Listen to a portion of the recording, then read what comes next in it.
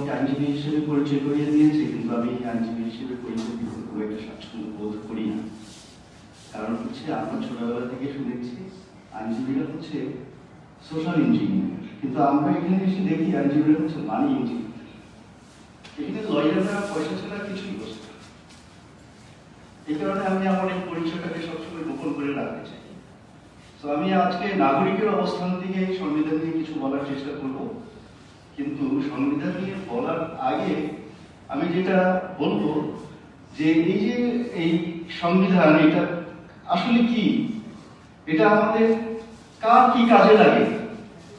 সত্যিকার অর্থে বলি যে as a citizen of the society এই সংবিধান আমার কোনো কাজে লাগে না। আপনারা চিন্তা করে দেখুন যে সংবিধান থেকে আপনারা কি পান। এই সংবিধানে